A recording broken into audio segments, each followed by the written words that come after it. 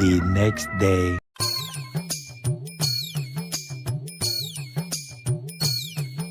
এ ভাই, কালকে যে ভূতের কেসটা হলো এটা একটু বল। বলছি দাঁড়া। আমরা দুজনে আসছিলাম বড়ে, দিয়ে কোথাও একটা ভূত দেখতে পেয়েছি।